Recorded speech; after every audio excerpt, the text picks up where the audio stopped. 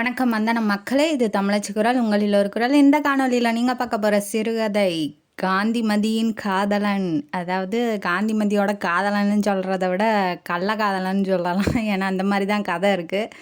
இது எப்பேற்பட்ட காதல், இந்த காதலில் என்னென்ன சிக்கல் வருது, இந்த காதல் எப்படி இருக்குது அப்படிங்கிறத வாங்க கதைக்குள்ளே போய் தெரிஞ்சுக்கலாம்.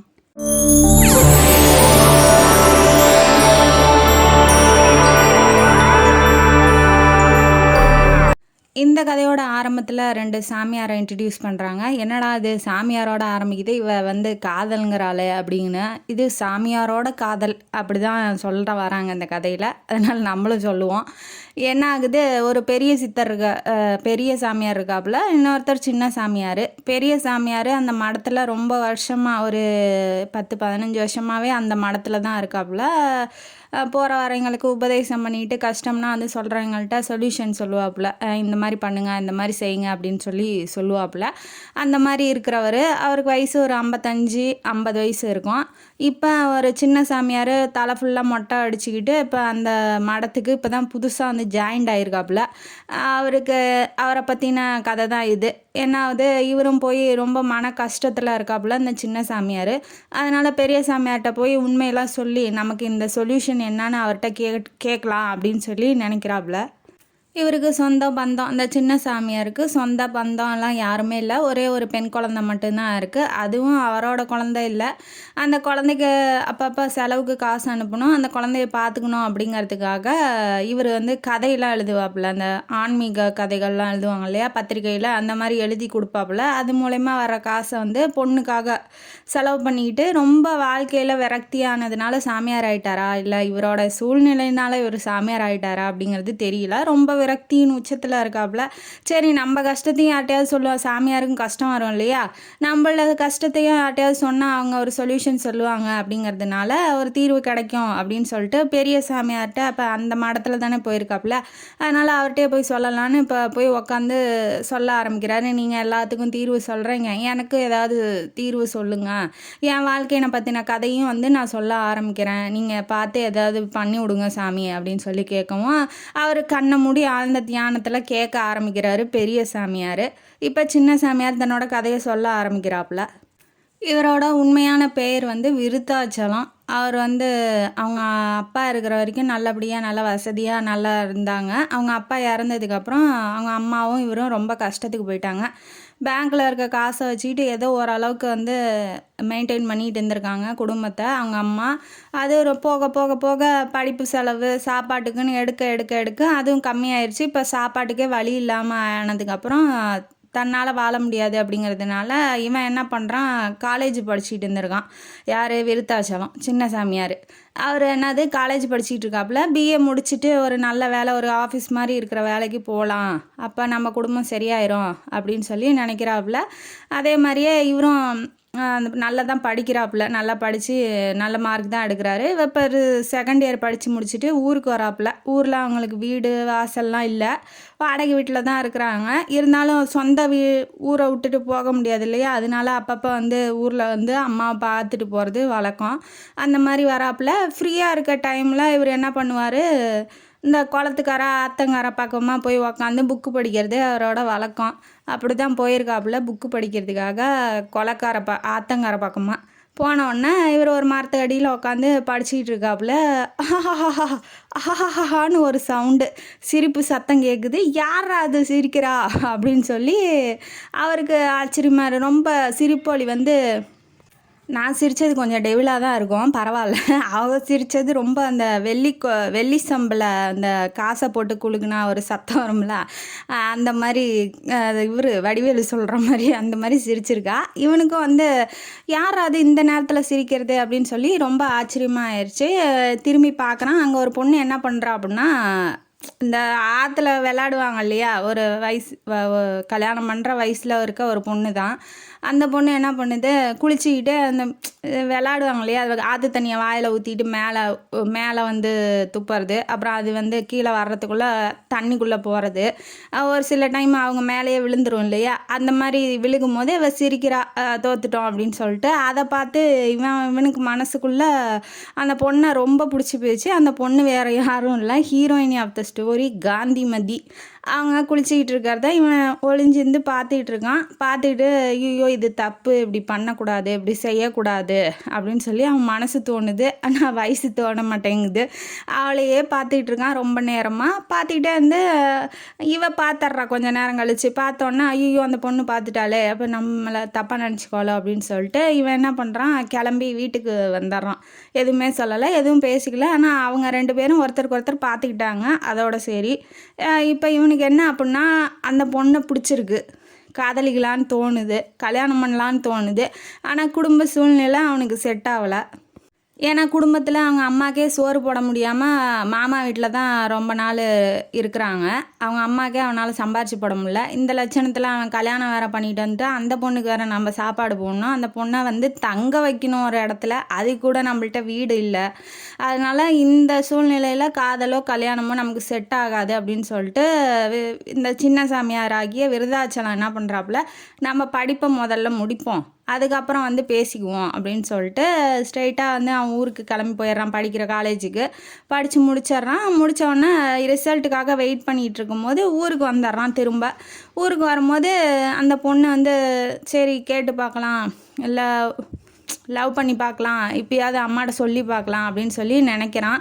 ஆனால் அவனுக்கு பயம் உள்ளூர என்ன அப்படின்னா, நமக்கு வேலை கிடைக்கலனா என்ன பண்ணுறது, நம்ம பாஸ் ஆகலைன்னா என்ன பண்ணுறது, நமக்கு அரியர் விழுந்துட்டா என்ன பண்ணுறது அப்படிங்கிற ஒரு பயம், ஒரு தயக்கத்தினாலேயே அந்த காதலை தள்ளி தள்ளி தள்ளி தள்ளி போட்டு அப்படியே ஒரு வருஷம் ஓடிடுது.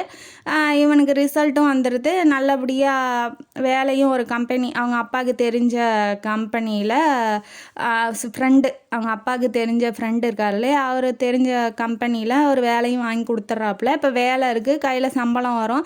சரி இப்போ போய் கல்யாணம் பண்ணிக்கலாம் அப்படின்னு சொல்லி நினைக்கிறான். ஆனால் இவன் நினப்பு ஃபுல்லாக புக்கில் இருந்தாலும் எங்கேயாவது ஆறையோ இல்லை தண்ணி இருக்கிற ஏரியாவையோ பார்த்தாலோ அந்த பொண்ணோட ஞாபகமாகவே இருக்கான். சரி இப்போ தான் வேலை இருக்கே, அம்மாட்ட போய் கேட்கலாம் அப்படின்னு சொல்லி ரெடி ஆகுறான். போயிட்டு அம்மாட்ட சொல்லி பார்க்குறான், இந்த மாதிரி அம்மா அந்த பொண்ணை காதலிக்கிறேன் காந்திமதியை, நீ போய் கல்யாணத்துக்கு ஓகேவான்னு அவங்க அம்மாட்ட கேட்டுட்டு வந்துடு அப்படின்னு சொல்லி கேட்கும்போது தான் அவங்க அம்மா ஏற்கனவே வந்து வேண்டான்னு சொல்லிட்டாங்கன்னு இப்போ தான் சொல்கிறாங்க. ஏம்மா நீ இது முன்னாடியே என்கிட்ட கேட்கல அப்படின்னு வாட்டி, ஆமாடா நீ படித்தவன், சிட்டியில் இருக்கவன், நீ இந்த மாதிரி கிராமத்து பொண்ணை விரும்புவியோ விரும்ப மாட்டியோ, அவங்க அம்மா கேட்கும்போது நான் வேணான்னு சொல்லிட்டேன். அதுவும் இல்லாமல் அவங்க அம்மாவுக்கு வந்து நோய், உடம்பு சரியில்லாமல் ரொம்ப நாளாக இருந்திருக்காங்க, பொண்ணை எப்படியாவது கட்டி கொடுத்துடணும் அப்படிங்கிறதுல ரொம்ப குறிக்கோளாக இருந்திருக்காங்க. அதனால் ஒரு வயசான மனுஷனுக்கு, ஒரு 40 வயசு மதிக்கத்தக்க ஒரு மனுஷன் காமாட்சிநாதன், அவர் ரொம்ப பணக்காரரு, ரொம்ப வசதி வாய்ப்பு படைச்சவர்.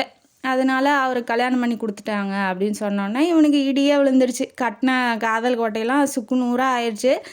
இவனால் அதை வந்து டைஜஸ்டே பண்ணிக்க முடியல. ஐயோ என்னடா ஆச்சு, அப்போ நம்மளால தான் அந்த காதலும் போயிடுச்சு, கல்யாணமும் பண்ண முடியாமல் போயிடுச்சு, நம்ம காதல் அவ்வளோதானா, ஏன் இன்னும் 1 மாதம் வெயிட் பண்ணியிருந்தா நான் போய் அவளை கல்யாணம் பண்ணியிருப்பேனே, அதுக்குள்ளே இப்படி ஆயிடுச்சு. அதாவது இப்போ 10 அடி தோண்டிட்டு 11ஆவது அடி 1 அடி தோண்டினவனுக்கு கிடைக்கும் போது வைரம் எப்படி 10 அடி தோண்டினவனுக்கு இருக்குமோ நெஞ்சு, அதே மாதிரி அவனுக்கும் ஐயோ இன்னும் 1 அடி தோண்டின்னு நமக்கு கிடச்சிருக்குமே, கிட்ட போயிட்டு கிடைக்கலங்கும் போது வலி ரொம்ப அதிகமாக இருக்கும் இல்லையா. அதனால சரி அந்த பொண்ணு நம்மளை லவ் பண்ணிச்சோ இல்லையான்னு தெரியல, நம்ம ஏன் சரி காதல் கோட்டை தரமட்டமாக ஆயிடுச்சு விட்டுட்டு அவன் வேலையை பார்த்துக்கிட்டு அவன் வந்து டவுனுக்கு வந்துட்டான். அப்படியே கொஞ்சம் கொஞ்சமாக அந்த வேலையில் கான்சன்ட்ரேஷன் பண்ணி கொஞ்சம் ஒரு பெரிய லெவலில் பதவிக்கு போய் உக்காந்துட்றான். அதுக்கு மேலே எம்டி இருக்காப்புல, வேறு கம்பெனியில் வேறு உத்தியோகம் வந்துருச்சு அவனுக்கு. நல்ல கை நிறைய சம்பாதிக்கிறான். எம்டி இருக்காப்புல, அவர் வந்து காமாட்சிநாதன் தான். அவர் யார், காந்திமதியோட புருஷன் தான் அங்கே எம்டியாக மேனேஜராக இருக்காப்புல. எம்டி இல்லை மேனேஜராக இருக்காப்புல. அவருக்கும் இவனுக்கும், அதாவது காந்திமதியை கட்டின புருஷன் இவர் தான் அப்படிங்கிறது இவனுக்கு தெரியாது, யாருக்கு, விருதாச்சலத்துக்கு தெரியாது.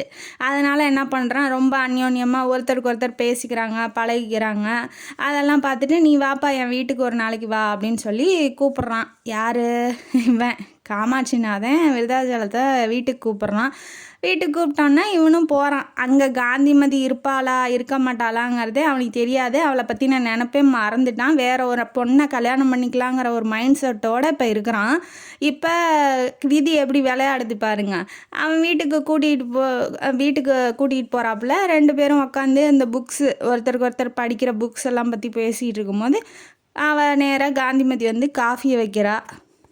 இது எப்படி இருக்குது பாருங்களேன். இப்போ நம்ம கல்யாணம் பண்ணிக்கலான்னு நினச்சவ, காதலிக்கலான்னு நினச்சவ இன்னொருத்தன் ஒய்ஃபாக வந்து காஃபியை வைக்கும் போது அவனுக்கு எப்படி இருக்கும், அதே மாதிரி ஒருத்தருக்கு ஒருத்தர் பார்த்து நான் லவ் பண்ணுறேன் நீ என்னை கல்யாணம் பண்ணிக்கிறியான்னு கேட்கலனா கூட மனசுக்குள்ளே அவனை பிடிச்சிருக்கு அப்படின்னு சொல்லி நினைக்கிறவளும் இன்னொருத்தன் ஒய்ஃபும் இன்னொருத்தன் பொண்டாட்டியும் எப்படி அவளை இவனும் எப்படி பார்த்துக்குவாங்க. ரொம்ப வியர்த்து ஊற்றுது. வேர்வையெல்லாம் வெளியில் வந்துடுது. உடம்புல இருக்க மொத்த வேர்வையும் மொத்தமாக வெளியில் வந்துடுது. இருந்தாலும் ஒருத்தருக்கு ஒருத்தர் தெரிஞ்சுக்கிற மாதிரி காட்டிக்கல. அவர் வந்து ரொம்ப பெருமையாக வந்து காமாட்சிநாதன் வந்து பெருமையாக வந்து காந்திமதியை அறிமுகப்படுத்துகிறாங்க. இது என்னோடய ஒய்ஃபு, இவங்க தான் எல்லாமே எனக்கு அப்படின்னு சொல்லும் போது அவனுக்கு அந்த இடத்துல பேசவே முடியல. இங்கேருந்து எந்திரிச்சு எப்படியாவது போயிடணும் அப்படின்னு சொல்லி நினைக்கிறான். பட் இருந்தாலும் இப்போ உடனே எந்திரிச்சு போனால் அவர் சந்தேகப்படுவார் இல்லையா, அதனால அவரை கன்வின்ஸ் பண்ணணும் அப்படிங்கிறதுக்காக இவன் என்ன பண்ணுறான், கொஞ்சம் பேசிட்டு அப்புறம் கொஞ்சம் நேரம் கழித்து போயிடுறான். ஆனால் இவன் வீட்டுக்கு போனதுக்கப்புறம் தூக்கமே வரல. இல்லை அவள் இன்னொருத்தி ஒய்ஃபாக ஆகிட்டா, இனிமேட்டு நம்ம காதலிக்கக்கூடாது, இனிமேட்டு அவங்க வீட்டுக்கே நம்ம போகக்கூடாது, நம்ம காமாட்சிநாதனுக்கு துரோகம் பண்ணிடுறதா ஆயிரும், அவள்கிட்ட போய் பேசுகிறதோ அவளை பார்க்குறதோ இல்லை அவங்க வீட்டுக்கு போகிறதோ அப்படின்னு புத்தி சொல்லுது. ஆனால் மனசு கேட்குமா? கேட்காது. நல்லது எதையுமே மனசு கேட்காது, கெட்டது ஏதோ அதை தான் முன்ன போய் கேட்கும் இல்லையா. அதனால என்ன பண்ணுறான் இவன், எப்பப்போ டைம் கிடைக்குதோ அப்பப்போலாம் அவன் வீட்டுக்கு போகிறத பழக்கமாக பண்ணிக்கிறான். காந்திமதியை பார்க்குறதும் அவள்கிட்ட பேசலாங்கிற ஒரு ஆர்வத்தையும் அவன் மனசு தூண்டுது. அதனால் அவன் வந்து அதையே பண்ணுறான். ஆனால் புத்தி என்ன சொல்லுது, பண்ணாதரா, இது அடுத்தவனோட பொண்டாட்டி, அங்கே போகாத அங்கே பேசாதன்னு சொல்லுது. ஆனால் அதையும் மீறி ஆசை சல்லாபம் யாரை விட்டுச்சு. அதனால் இவன் அடிக்கடி போக ஆரம்பிக்கிறான். ஒரு டைம் என்ன ஆகுது, வீட்டில் இல்லை, அவன் காமாட்சிநாதன் இல்லை, காந்திமதி மட்டும்தான் இருக்கா.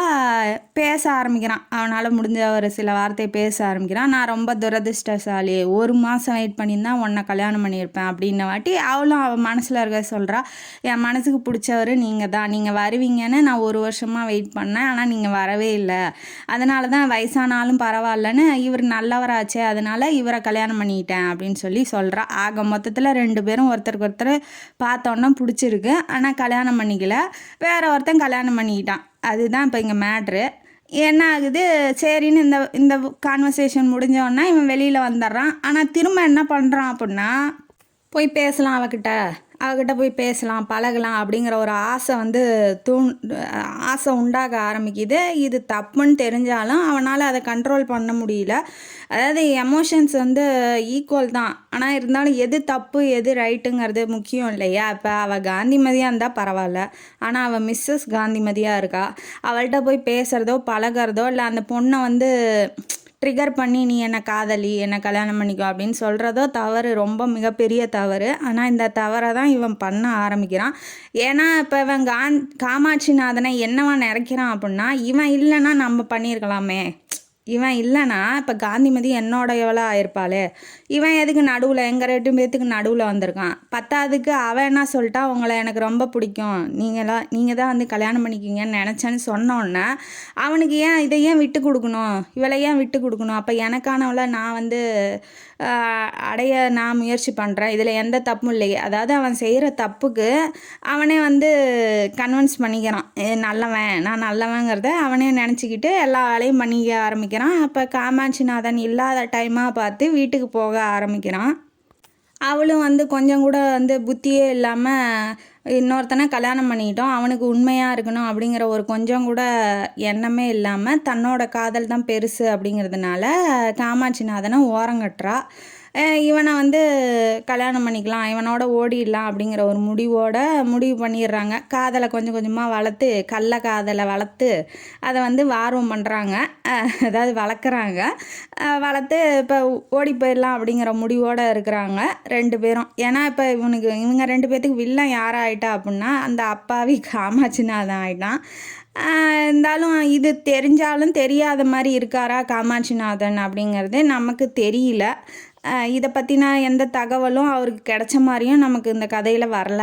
இப்போ என்ன ஆகுது அப்படின்னா, இவர் காமாட்சிநாதன் வந்து ஊருக்கு போகிற மாதிரி இருக்குது. ஒரு 2-3 நாள் ஊருக்கு போகிற மாதிரி இருக்குது. இப்போ இவங்க 2 பேரும் என்ன பண்ணுறாங்க, பிளான் போடுறாங்கன்னா, அவர் ஊருக்கு போனோன்னா நம்ம இந்த பக்கம் ஓடி கல்கத்தா ரயில் பிடிச்சி ஓடி அங்கே பர்மாவுக்கு போயிடலாம் அப்படிங்கிற மாதிரி ஐடியா போட்டுட்ருக்காங்க. ட்ரெயின் பிடிச்சி ஓடிடலாம்.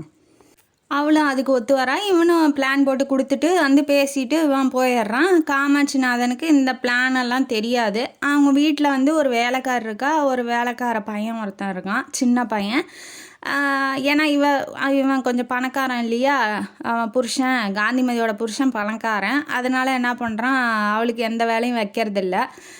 இவன் பெங்களூருக்கு போகிறான் அப்படிங்கிறத கன்ஃபார்ம் பண்ணிக்கிட்டு இவங்க பிளான் போட்டுடுறாங்க. இப்போ வீட்டுக்கு போகிறான். போனோடனே ஒய்ஃபுக்கிட்ட கேட்குறாப்புல, காந்திமதிக்கிட்ட, இந்த மாதிரி நீ ஏன் தனியாக இருக்க, வா என்னோடைய வா போகலான்னு சொல்லி கேட்கும் போது அவளுக்கு தூக்கி வாரி போட்டுருது.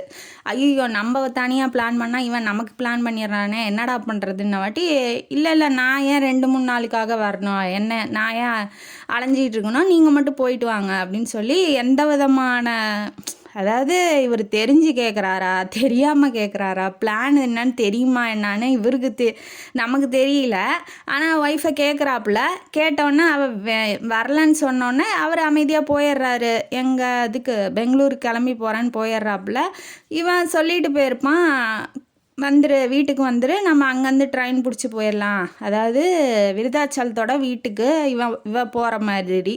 உடனே என்ன பண்ணுறா, நகையெல்லாம் எடுத்துகிட்டு வரக்கூடாதுன்னு அவன் சொல்லிட்டான். அதனால் நகையெல்லாம் எடுத்து பூட்டி பெட்டியில் வச்சுட்டு ஒரு லெட்டர் எழுதி வச்சுட்டு கிளம்பி போயிடுறான். இந்த மாதிரி நான் ஒருத்தனை காதலித்தேன், இந்த மாதிரி அவனோட போயிடுறேன் அப்படிங்கிற மாதிரி சொன்னோடனே கிளம்பி காரை எடுத்துக்கிட்டு அவன் வீட்டுக்கு போனோடனே இவனுக்கு பயம் எடுத்துக்கிச்சு. 2 பேரும் தப்பு செய்கிற அளவுக்கு துணிஞ்சிட்டாங்க. தப்பு செஞ்சு துணிஞ்சதுக்கப்புறம் தண்டனையை கண்டு அஞ்சக்கூடாது அப்படிங்கிறது தத்துவம்னு வச்சுக்கோங்க. ஆனால் இதுங்க 2ம் தப்பு பண்ணுறதுக்கே பயப்படுதுங்க. அப்புறம் எதுக்கு இந்த வேண்டாத வேலை அப்படிங்கிற மாதிரி தான் நமக்கு தோணுது. ஏன்னா இவன் கார் சத்தம் கேட்டோன்னா இவனுக்கு கிடுகிடுன்னு கை காலெலாம் நடுங்குது. ஏன்னா இவன் கூட்டிகிட்டு போகிறது காந்திமதியே இல்லை, காந்திமதி மிஸ்ஸஸ் காந்திமதியை கூட்டிகிட்டு போகிறான். அதனால் என்ன ஆகுது அப்படின்னா, பயத்தில் நம்ம பண்ணுறது தப்பு, ஒருத்தனோட ஒய்ஃபை வந்து நம்ம வந்து தேவையில்லாமல் மைண்ட் வாஷ் பண்ணி கூட்டிகிட்டு போகிறோம் அப்படிங்கிற மாதிரி இவனுக்கு தோணுது. இந்த பிளானில் ஏதாவது சொதப்பல் வராதா, இந்த பிளானை இப்படியே நிறுத்துகிற மாதிரி ஏதாவது ஒன்று கிடைக்காதா அப்படிங்கிற மாதிரி இவனுக்கு மைண்டுக்குள்ளே ஓடுது. ஆனால் நம்மளை நம்பி வரா, அவளை வந்து ஏமாற்றக்கூடாதுங்கிறதும் தோணுது. ஏறி மேலே மாடிக்கு போகிறா. போனோன்னே போகலாமான்னு சொல்லி கேட்குறா. இருந்தாலும் நீ வந்து உறுதியாக தானே இருக்க அப்படின்னு சொல்லி இவன் கேட்க ஆரம்பிக்கிறான். என்ன இப்படி சொல்கிறீங்க, உறுதியாக இருக்கவன் தான் நான் இங்கே வீடு வரைக்கும் வந்திருக்கேன், அது இல்லாமல் நான் வந்து ப்ரெக்னெண்ட்டாக இருக்கேன் அப்படின்னு வேற சொல்லிடுறா. சொன்னோடனே இப்போ நீ வந்து இங்கேருந்து ட்ரெயினில் போகிறதோ அங்கங்கே மாற்றி போய் அலக்கழிக்கிறதோ கப்பலில் போகிறதோ உன்னால் முடியுமா அப்படிங்கிற மாதிரி திரும்ப உன்னால் முடியுமா, நீ செய்வியா, நீ பண்ணுவியா அப்படின்னு சொல்லி கேட்கவும் அவள் காண்டாகி, இப்போ நீ என்னை கூட்டிகிட்டு போறியா கூட்டிகிட்டு போகலையா, உனக்கு விருப்பம் இல்லை அப்படின்னா விட்டுரு, நான் போகிறேன் வீட்டுக்குன்னு சொல்லிட்டு கிளம்பி இப்போ வீட்டுக்கு போகிறா. பிளான் ஃபெயிலியர் ஆனதும் ஒரு பக்கம் சந்தோஷமாகவும் இருக்குது, இன்னொரு பக்கம் அவனுக்கு வருத்தமாகவும் இருக்குது, ஐயோ போகிறாளே அப்படின்னு சொல்லிட்டு. வீட்டுக்கு போனோன்னே வீட்டில் இருக்க அந்த நகைப்பெட்டியில் இருக்க நகையை காணும். ஏன்னா அவள் லெட்டரை அதுக்குள்ளே தானே வச்சுருக்கா. அப்போ போனோடனே லெட்டரை வந்து கிழிச்சு போடணும், இல்லைன்னா அவன் பார்த்துருவான் இல்லையா புருஷங்காரன். அதனால் என்ன பண்ணுறா, லெட்டரை கிழிச்சு போட்டுடலாம் அப்படின்னு சொல்லிட்டு போய் ஓப்பன் பண்ணுறா. பெட்டியில் நகையை காணும், லெட்டர் மட்டும்தான் இருக்குது. வேலைக்கார பையனை கூப்பிட்றா, எங்கே வேலைக்காரி அப்படின்னு சொல்லி கேட்கும்போது, அவங்க வந்து பெட்டியை திறந்து நகையெல்லாம் எடுத்துகிட்டு ஓடிட்டாங்க அப்படின்னு சொல்லிடுறான். அதுவும் இல்லாமல் காந்திமதியோட புருஷன் வந்திருக்காப்புல, போகிற மாதிரி போயிட்டு திரும்ப வீட்டுக்கு வந்திருக்காப்புல. வந்தோடனே பெட்டியை திறந்தாராடா அப்படின்னு சொல்லி கேட்கும்போது, இல்லை அவர் திறக்கலை அப்படின்னு சொல்லிட்டான். இருந்தாலும் திறந்துருக்க மாட்டார், ஏன்னா நகையெல்லாம் ஆல்ரெடி அவள் எடுத்துகிட்டு போயிட்டா. வந்த உடனே இவர் போயிட்டார். அது இல்லாமல் சாவி வந்து கீழே விழுந்து கிடக்குது. அதனால் என்ன பண்ணுற, இவ தான் வந்து எடுத்துகிட்டு அவசரமாக நகையை எடுத்துகிட்டு அப்படியே சாவியை கீழே போட்டு போயிருக்கா அப்படின்னு சொல்லி இவன் மனசுக்குள்ளே சொல்லிக்கிறா. ஆனால் அவன் அந்த லெட்டரை பார்த்தானா பார்க்கலையா அப்படிங்கிறது தெரியல. நகையெல்லாம் தூக்கிட்டு ஓடி இவனும் சரி புருஷன் வருவான்னு சொல்லி இவளும் வெயிட் பண்ணிக்கிட்டு இருக்கா. ஆனால் அக்கம் பக்கத்தில் இருக்கவங்களாம் என்ன சொல்லிட்டாங்க அப்படின்னா, உன் புருஷன் அந்த வேலைக்காரியோட நகையெல்லாம் தூக்கிட்டு ஓடிட்டான் அப்படின்னு சொல்லி 2 பேத்தையும் சேர்த்து வச்சு ஒரு பிம்பம், அதாவது ஒரு கற்பனை கதையை ஓட விட்றாங்க அக்கம் பக்கத்தில் தெருவில் இருக்கிறவங்கலாம். இவளுக்கு ரொம்ப கஷ்டமாக ஆயிடுச்சு. நாட்கள் நகருது. இருக்கிற பேங்க்கில் இருக்க பணத்தை வச்சு ஓரளவுக்கு பிரசவம் வரைக்கும் பார்த்து ஒரு பொம்பளை பிள்ளையும் பெற்று எடுக்கிறா. அதுக்கு பேர் வந்து சௌபாக்கியான்னு வச்சுருக்கா. இவனும் வந்து போதுண்டா சாமி, நமக்கு காதலும் வேணாம் கல்யாணமும் வேணாம் அப்படின்னு சொல்லி சாமியாராக போயிடுறான். யார் இந்த விருதாச்சலமும் பார்த்து ரொம்ப நாள் ஆச்சு. ஒரு 5-6 வருஷம் ஆயிருக்கும். ஆனோடனே இவன் சென்னை பக்கமாக வர்ற மாதிரி ஒரு வேலை இருந்திருக்கு. எப்படியும் இடத்துக்கு வந்தால் அதுக்கான நினைவுகளும் சேர்ந்து வரும் இல்லையா. அப்போ காந்திமதியோட நினைவும் வந்துடுது. எப்படி இருக்காளோ, புருஷனோட நல்லா இருந்தால் சரி, புருஷனோட சூப்பராக இருப்பா, நம்ம பண்ண தப்புலேருந்து ஒரு பொண்ணை வந்து நம்ம விடுவிச்சிட்டோம், பண்ண தப்பு பண்ணாமல் ஒரு பொண்ணை வந்து நம்ம காப்பாற்றிட்டோம் அப்படிங்கிற ஒரு கர்வத்தோடு திரியிறான். சரி ஒரு எட்டு போய் பார்த்துட்டு வந்துடலாம், எப்படி இருக்கா நல்லா இருக்காளா அப்படின்னு சொல்லி பார்த்துட்டு வந்துடலாம். ப்ரெக்னெண்ட்டாக இருக்கான்னா எந்த குழந்த பிறந்திருக்குன்னு தெரியல. இதெல்லாம் இவனுக்கு எதுக்கு, இவனுக்கு தேவையில்லாது. அவன் தான் தண்ணி தெளித்து விட்டுட்டு வந்துட்டானா பேசாமல் இருக்கணும். திரும்ப பார்த்தா திரும்ப வந்து அந்த காதல் வந்துடாதா, திரும்ப போய் அவளை மேனிப்புலேட் பண்ணி நான் உன்னை காதலிக்கிறேன் நீ வான்னு கூப்பிடுவான். இதெல்லாம் தேவையில்லாது. இந்த ஆளும் இவன் இப்படி பண்ணுறான். சரி ஒரு தடவை பார்த்துட்டா சாட்டிஸ்ஃபை ஆயிரும், நம்ம வாழ்க்கையை நம்ம பார்த்துக்கலான்னு நினைக்கிறானோ என்னமோ தெரியல. சரின்னு சாமியார் இல்லையா, அதனால் கோயிலில் இருக்கான். கோயிலில் ஒரு சின்ன பொண்ணு வந்து ஒரு 5-6 வயசு பொண்ணு வந்து என்ன பண்ணிகிட்ருக்கு, சாமி கும்பிட்டுக்கிட்டு எங்கள் அம்மாவை காப்பாற்று, எங்கள் அப்பாவை எப்படியாவது வர சொல்லு, எங்கள் அப்பா நான் பிறக்கிறதுக்கு முன்னாடியே என்னை விட்டுட்டு போயிட்டாரு அப்படிங்கிற மாதிரி கும்பிட்டுட்டு இருக்கவும், இவனை பார்த்தோன்னே ஏம்மா என்னாச்சு அழுகிற, என்ன சொல்லி கும்பிட்ற சொல்லு, நான் வந்து தீர்வு சொல்கிறேன், என்ன கஷ்டமாக இருந்தாலும் சொல்லு நான் பார்த்துக்கிறேன் அப்படின்னு சொல்லி விருதாச்சலம் அந்த சாமியார் போய் கேட்குறாப்புல அந்த குழந்தைகிட்ட. இந்த மாதிரி எங்கள் அம்மாவுக்கு உடம்பு சரியில்லை, எங்கள் அப்பாவையும் நான் பார்த்ததில்ல, எங்கள் அப்பாவை வர சொல்லுங்கள், எங்கள் அம்மா வந்து சீக்கிரம் குணப்படுத்துங்கன்னு வேண்டிக்கிட்டேன் அப்படின்னு சொன்னோன்னே, உங்கள் அம்மா பேர் என்னம்மா அப்படின்னு சொல்லி கேட்கும்போது காந்திமதின்னு சொன்னோம். இவனுக்கு தூக்கி வாரி போட்டுருச்சு. ஓ அந்த காந்திமதி தான் இந்த காந்திமதியோ, ஐயோ என்னடா பண்ணுறதுன்னு இவன் பின்னாடியே அந்த குழந்தை பின்னாடியே அவங்க அம்மாவை பார்க்கலான்னு போகிறான். ஒரு குடிசை ஒரு ஏழை எப்படி இருப்பாங்களோ அந்த அளவுக்கு ரொம்ப ஏழையாக போயிட்டா. முன்ன புருஷனுக்கு துரோகம் பண்ணா அது நல்லா இருப்பா, அதனால் ரொம்ப ஏழையாக போயிட்டா. போனோடனே இவன் பார்த்தோன்னே ஷாக் ஆகிட்டான். ஐயோ எப்படி இருந்தவ இப்படி ஆயிட்டாளே, ரொம்ப வருத்தப்படுறான்.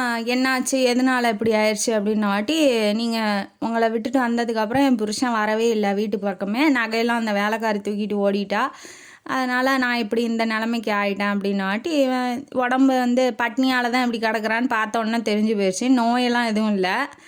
போய் பழம் காய்கறிகள்லாம் வாங்கிட்டு வந்து போடுறான். அந்த குழந்தையும் இவன் தான் பார்த்துக்கிறான். பார்த்துக்கிட்டோன்னே சரின்னு இவன் ஒரு முடிவு எடுக்கிறான். வேலைக்காரியோட ஓடிட்டான்ல உன் புருஷங்காரன், ஏன் உடனே வந்து என்கிட்ட சொல்லலை, ஏன் உடனே வந்து எனக்கு தெரியப்படுத்தலை, நானாவது உன்னை பார்த்துருப்பேன்ல, அவனை நம்பி ஏன் அப்படி போனேன் அப்படின்னு சொல்லி அப்பயும் அந்த புருஷங்காரனை வந்து குறை சொல்லிகிட்டு இருக்கான். அதுக்கு பதில் அவன் என்ன சொல்கிறா அப்படின்னா, நான் அவரோட வாழ்ந்திருக்கேன், நான் வந்து அவரோட இருந்திருக்கேன், அதனால் அவர் அப்படியேப்பட்ட கேரக்டரே இல்லை, வேலைக்காரியை கூட்டிகிட்டு வர்ற அளவுக்கு மோசமானவர்லாம் அவர் இல்லை அப்படின்னு சொல்லி புருஷன் பக்கம் பேசவும், இவன் எப்படி இப்படி ஆணித்தனமாக சொல்கிறா, அவன் ஓடிட்டான்னு ஊரே சொல்லுது, ஆனால் இவன் நம்ப மாட்டேங்கிறாளே எப்படி அப்படின்னு சொல்லி அவனுக்கும் ஆச்சரியமாக தான் இருக்குது புருஷன் பக்கம் பேசுறது. இதெல்லாம் வந்து சின்ன சாமியார் பெரிய சாமியார்கிட்ட சொல்லிகிட்டு இருக்காப்புல கதையை, அதை வந்து மறந்துடக்கூடாது நம்ம. அதுக்கப்புறம் என்னப்பா ஆச்சு அப்படின்னு சொல்லி கேட்கும் போது சின்ன சாமியார் கதையை தொடங்குறாரு. அப்புறம் கொஞ்ச நாள் கழித்து நான் என்ன நினச்சேன்னா, சரி இவங்களே பார்த்துக்கலாம், இவங்க குடும்பத்தை நம்ம குடும்பமாக ஏற்றுக்கலாம் அப்படின்னு சொல்லி நினச்சிக்கிட்டு காந்திமதியை வந்து சந்திக்கலான்னு போகும்போது அவள் வந்து ஒரே ஒரு வார்த்தை தான் சொல்கிறா, நீங்கள் இருக்கீங்க என் பொண்ணை பார்த்துக்கிறதுக்கு, அந்த மன நிம்மதியோடு நான் போய் சேர்றேன்னு சொல்லி செத்தே போயிட்டா. அந்த குழந்தை வந்து இவன் பார்த்துக்கிற மாதிரி இவன் தலையில் வந்து விடிஞ்சிடுச்சு. அதுலேருந்து அந்த குழந்தைக்கு நல்லா பார்த்துக்கிறது, நல்லா சாப்பாடு போடுறது, ஓரளவுக்கு வந்து வளர்த்தி விட்டுட்டு ஒரு 10 வயசு 12 வயசு வந்தோடனே ஹாஸ்டலில் போய் சேர்த்தோன்னா அந்த பிள்ளைக்கு தேவையானது எல்லாமே பணத்தை கட்டிடுறான். அங்கேயே அந்த பொண்ணு படிச்சுக்கிட்டு இருக்கு. இந்த மாதிரி என் வாழ்க்கை போயிடுச்சு, என் வாழ்க்கையில் வந்து நிம்மதியே இல்லை, என் வாழ்க்கை இப்படி ஆகும்னு நான் நினச்சி கூட பார்க்கல, என்னால் சரியாக வாழவே முடியல, கண்ணை மூடுனா இதே ஞாபகம் தான் வருது. எனக்கான சொல்யூஷன் என்னான்னு சொல்லுங்கள், எனக்கு தீர்வு என்னன்னு சொல்லுங்கள். ஏன்னா அவள் வந்து அவன் புருஷன் அப்படி இல்லைன்னு சொல்கிறா. ஆனால் அது உண்மை தானே, வேலைக்காரியோட தானே அவன் ஓடி இருப்பான். இப்படி பொண்டாட்டி பிள்ளைய விட்டுட்டு ஓடி இருக்கானே, அவன்லாம் நல்லா இருப்பானா அப்படின்னு சொல்லி இவர் சொல்ல ஆரம்பிக்கிறாரு. சொல்ல ஆரம்பித்தோன்னே பெரிய சாமியார் என்ன சொல்கிறாரு, இல்லைப்பா அவங்க ஒய்ஃபு சொன்னது கரெக்டு தான், அவர் வேலைக்காரியோடலாம் ஓடலை அப்படின்னு சொல்லவும், உங்களுக்கு எப்படி தெரியும், இது ஒரு ட்விஸ்ட்டு, இது எப்படி உங்களுக்கு தெரியும் அப்படின்னு சொல்லி சின்ன சாமியார் கேட்கவும், பெரிய சாமியார் என்ன சொல்கிறாரு, அவர் வந்து அந்த லெட்டரை படிச்சுட்டாப்புல, அவங்க 2 பேர்த்துக்கு நடுவில் நாம் ஏன் இருக்கணும் அப்படின்னு சொல்லிட்டு சாமியார் ஆகிட்டாப்புல அப்படின்னு சொன்ன உடனே தான் நமக்கு தெரியுது, பெரிய சாமியார் வேற யாரும் இல்லை, காமாட்சிநாதன். சின்ன சாமியார் வாழ்க்கையை கெடுத்த விருதாச்சலங்கிறது இப்போ நமக்கு தெரிஞ்சிருச்சு. இதுதான் மிகப்பெரிய ட்விஸ்ட்டு. ஆக மொத்தத்தில் ஒரு பொண்ணால் 2 பேரும் சாமியாராகி நாசமாக போயிட்டானுங்க அப்படிங்கிறதும், அந்த குழந்தைய 2 பேரும் சேர்ந்து நல்லா பார்த்துக்குவாங்கங்கிறதும் நமக்கு தெரிய வருது. அதனால் ஒரு குடும்பம் இருந்தால் அந்த குடும்பத்தை கெடுக்கணுங்கிற எண்ணம் வந்து நமக்கு கூடாது. ஏன்னா நம்ம வாழ்க்கையில் நம்மளே மண்ணை வாரி போட்டுக்கிற மாதிரி.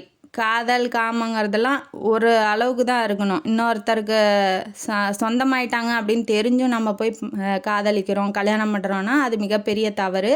அந்த தவறை இந்த வாழ்க்கையில் யாருமே செய்யாதீங்க. கடைசி முடிவு சாமியார் தான்.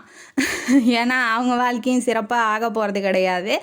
அதனால் வாழ்க்கையை ஒழுக்கமாக நல்லபடியாக வாழுங்க அப்படிங்கிறது இந்த கதையோட கருத்து. இந்த கதை எப்படி இருந்துச்சுன்னு சொல்லுங்கள். இந்த கதை நல்லா இருந்துச்சுன்னா லைக் பண்ணுங்கள், ஷேர் பண்ணுங்கள், சப்ஸ்கிரைப் பண்ணுங்கள், கமெண்ட் பாக்ஸில் கமெண்ட் பண்ணுங்கள். நன்றி மக்களே.